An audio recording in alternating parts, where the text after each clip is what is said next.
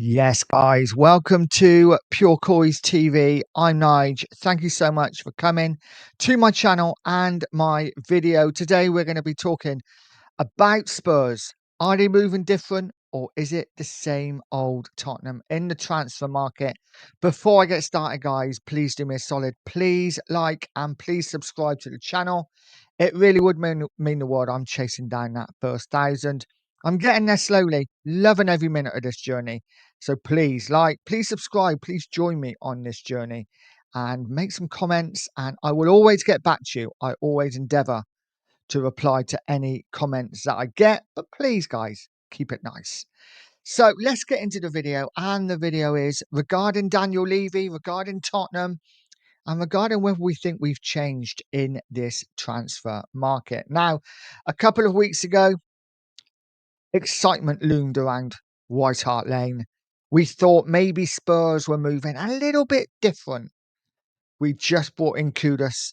24 hours later, we had the here we go for Morgan Gibbs White. Again, 2 weeks later, it's not materialised, but at the time, it was exciting. At the same time that was going on, we had the rumours of a massive investment, of stadium naming right deals, of possible takeovers, and of course, a shake-up at boardroom level where Daniel Levy was maybe being pushed to the side out of football matters and just concentrating on business, which I think was would have been a fantastic move for Tottenham Hotspur. 2 weeks later, investment, we've heard nothing. Stadium naming rights, we've heard nothing. Daniel Levy moving aside, we've heard nothing. But the fact that Tottenham are doing absolutely nothing in the window makes you think that Daniel Levy still has his claws in there somewhere. And of course, Morgan Gibbs White, who we had to here we go for. 2 weeks later, we are none the wiser as to whether he is coming or whether he was staying at Nottingham Forest. So to date, the only bit of transfer news we've done regarding first team players, players that come straight into that first 11, is Kudus. Now, people will say we signed Danzo, we signed Tau. Yes, we have. But they were here last season. I've seen them. I want to see new blood. And Kudus is the only one that drops straight into that first team. Of course, we have signed Takai as well, the Japanese international young player, centre half.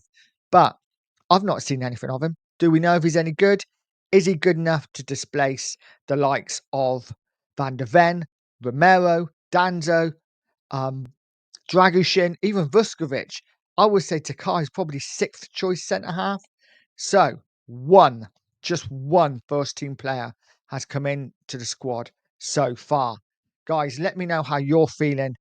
I just feel this is very much the same as every single transfer window.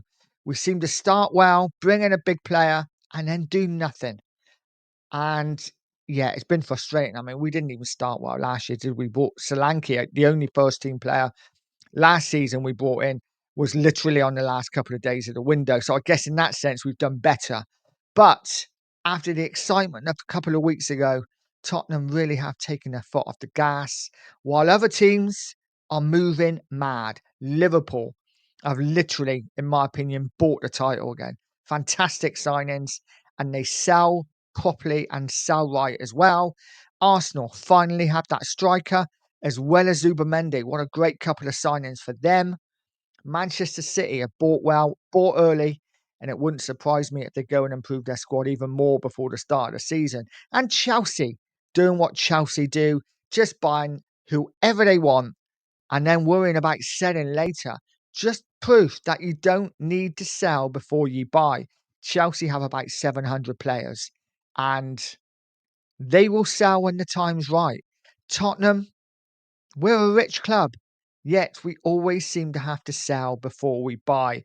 In my opinion, this is just my humble opinion, if a Basuma doesn't really want to leave, if we brought in a number 6, whether it be a Polinia, a Wharton, whoever, Basuma then would have to think to himself, okay, I need to move to get first team football. It almost forces their hand. Currently, the likes of Basuma, the likes of Richarlison, quite happy because they're going to get game time. They might not be first choice, but they're going to get plenty of game time. In my opinion, we need to buy players to force these other players out a little bit. Guys, let me know what you think again in the comments. Would that be a good move? Or are you happy with Spurs selling these players before we bring any players in? For me, it's just really frustrating. So, the top four, miles away from Tottenham. Absolutely miles away. Spurs and anywhere near them.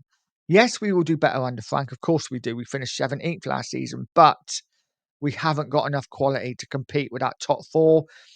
I'm expecting us to be in and around the top 6, 7, 8, the likes of Newcastle, who are losing players, the likes of Villa, who have FFP issues and may have to sell before they buy as well. They're not really strengthening too much as yet. So Spurs have a real chance if we can get 2 or 3 players that drop into that first team, preferably 3, maybe 4, then we've got a real chance of breaking into that top 6. Currently, I don't know. I think maybe 8th. I think 8th would be an okay season. I think European football would be a good season for Spurs. But guys, let me know what you think. How short do you think we are? And is Levy moving differently? Are Spurs moving differently? Or is it just the same old window for Tottenham Hotspur? Guys, I will leave it there. Let me know in the comments what you think. Please like, please subscribe to the channel. It really would mean the world. Let's see how far we can get on this journey. Guys, have a great Saturday. And as always, stay positive, stay poised, and stay pure coys.